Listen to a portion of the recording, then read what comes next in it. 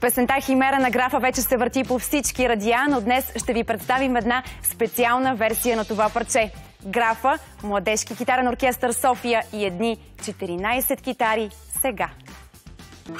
И така много ми е приятно да посрещна в студиото на Култ Графа и част от младежки китарен оркестър София. Христина Йосифова, Антония Блажева, Денислав Тенев и техният ръководител господин Валентин Бузов. Здравейте и добре дошли. Много ни е приятно. Как сте? Изключително изпълнение, изключително много страхотна версия на песента Химера.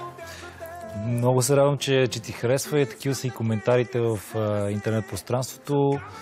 Те са изключително талантливи и им благодаря, че направихме нещо толкова красиво. Всичко стана много случайно.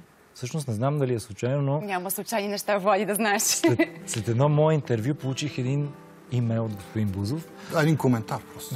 Да, и такъв много готин отзив за това, че се кефи, че се занимавам и аз с този инструмент и се уча да свира на китара. А преди това не сте се познавали, така ли? Не. И аз в един момент, правейки песента Химера, се сетих за този имейл и му се обадих и така. И направихме тази версия. И се получи много красиво според Господин Бузов, когато Графа ви се обади с покана да направите нещо подобно, как се почувствахте? Сега, аз искам в началото да благодаря на Влади, че ме покани за това страхотно изпълнение. Радвам се и мисля, че направихме нещо много красиво и много хубаво. Аз бях пуснал един коментар, така, защото бях много заинтригуван как говори с такава любов към нашия инструмент. Но минаха 2-3 седмици и спомням си, когато ми се обади, телефонът ми беше на 6%, защото непрекъснато звънят ученици, родители.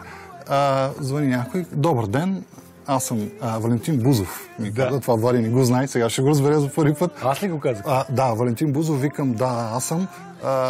И здравей, аз съм Влади Ампов и аз мисля, че някой родител. И казвам, да, слушам. И той каза, аз имам една идея. Викам, каква идея? В кой етап на разговора разбрахте, че всъщност разговаряте с Графа, а не с родител? След като ми каза, аз съм родител, но да. След като ми каза, че има една идея, викам, каква па идея да има? Да. И след това връщам думите назад и го разпознах по гласа и така, става много приятно и се заговорихме, доста дълго говорихме. След това се чувахме почти всеки ден. Така, и той направи прекрасен аранжимент за всички тези китари. За съжаление, не можахме да съберем целия оркестър поради обстановката в момента в България и в света. Казахме 14 китари. Кажете ми обаче какво е да звучат 14 китари едновременно и как се постига този синхрон.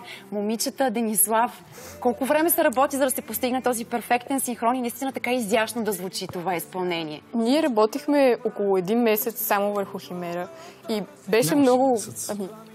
Приблизително. По мои спомени беше месец, но беше страхотен месец. 2 седмици. Беше страхотен месец. Как премина целият процес работен? Вълнуващо, много вълнуващо. Целият процес беше много приятен и не беше нещо стресиращо, всичко беше много приятелско и много добре се почувствахме всички. Да. Денислав, когато господин Бузов ти съобщи, че ще направите песен съвместно с Влади Ампов Графа, ти как реагира? Беше ми интересно, защото това е много голяма възможност, която ни дава оркестъра да изпъкне, да се покаже пред по-широка публика от хора. И кой знае, може и повече хора да искат да се научат да свират на китара. Вие от кога свирите? Аз свира от малък. Хриси, Антония? Аз от малка свиря, много време стана вече. А Влади, а ти от кога свириш на китара? Сега кажи. Аз свира близо от 2 години с едно огромно прекъсване от 10 на 12 години. И всъщност бях забрал всичко и започнах от А и Б. Исках да добавя към това, което казаха, че всъщност това е една много готина комбинация между класическа китара, класически китари в една поп-песен. Аз естествено не свира класическа китара, по-скоро се уча на други неща, но затова и прави може би такова силно впечатление, защото е смесица на различни стилове, на различен начин на свиране и звукоизвличане. Много съм щастлив, че се впуснахме заедно в този експеримент и тук искам да благодаря и на Баш Motion, който е автор и на това видео. Ние реално заснехме първо акустичната версия и след това основния клип. Никога не бяхме правили такова нещо. И си спомням, че така подреждахме столове, микрофони, за да запишем всичко и чак след това останахме до късно екипа, за да заснемем всъщност основната версия на клипа. Много са специални и много емоционални акустичните версии. Мен лично винаги много повече ме докосват те. Защо е така? Защо именно тези версии са така най-емоционални и най-въздействащи? Ами защото акустическата китара като акустичен инструмент е най-близко до човешкия глас.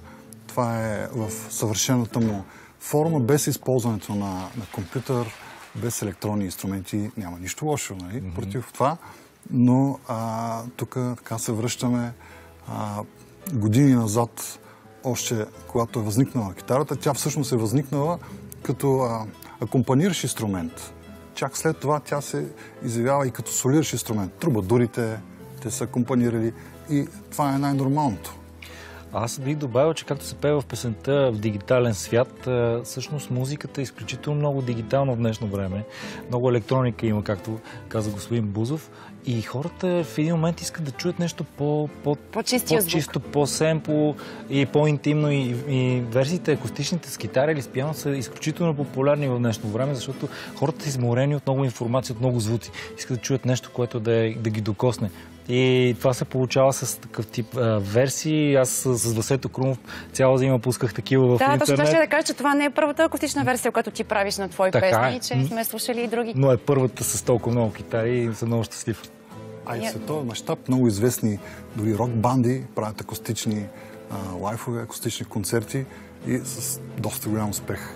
Като отворихте думата за концерти, аз не знам кога ще имаме. Наскоро се сетих за твоя концерт, който се проведе преди колко години беше в Арена Армеец? 2? Преди 4 години. 4 години минаха? Моля, как лети времето. Да си мислех за него, защото наистина тогава беше много специална емоцията и както казаха хората, които присъствахме на този концерт, това беше един празник на музиката. А пък миналата седмица в новините гледах в Испания правят опити в момента за възобновяване на концертната дейност. Проведе се първия концерт с 5000 души. Всички бяха с маски, на входа им се правеха тестове. Аз не знам, ако такъв свят ни чака и ако такава ще бъде концертната дейност за вас, изпълнителите. Това е доста така болна тема, защото ние реално наистина вече повече от половин година не можем да концертираме по голяма част от музикантите в България и света. Ако сложим и целият период, имаше едно такова пропукване във времето, лятото и можеха да се правят концерти. Надяваме се това да бъде възможно и тази година. Но да, това е един експеримент успешен между другото в Барселона. Даже мисля, че тестът е бил включен в цената на билета. Да, но пък просто беше гледката да видиш всички тия 5000 души с тези маски. Но поне някаква опция за сега. Поне, да. Господин Бузов, вие как в момента преподавате музика? Имаше периоди, в които имаше онлайн обучение. Аз сега ще издам на зрителите, че господин Бузов беше мой учител по музика в гимназията. И всъщност той възпита любовта към музиката, която аз имам дълбоко вътре в себе си. Това е човекът. В класната стая имаше една малка сцена, Влади. Господин Бузов във всеки урок даваше ни една папка с текстове на български песни и ние излизахме на тази импровизирана малка сцена с микрофони и пеехме български песни, включително и твои песни сме пяли. Така че това е човекът, който възпита в нас това чувство да обичаме българската музика. Много ти благодаря. Това са страхотни думи. Сега как се случват нещата, когато има онлайн обучение? Сега е малко по-трудно. Имахме онлайн уроци, естествено, но наред с индивидуалното обучение на всеки един от младежите, ние имаме и младежки китарен оркестър, имаме камерни ансамбли, имаме и много интересен детски китарен оркестър с едни маници, уникално, страхотни свират. И за съжаление, когато е групово обучение, не може да се проведе онлайн обучение. Опитахме, имаме някакви успехи, но те не са много сериозно. Искаме всичко да свърши, дай Боже, по-бързо. Искаме, виждаме обаче, че дори в тези трудни времена се случват ето толкова красиви неща, като тази чудесна версия на песента Химера. Много силен текст, Влади. Благодаря много.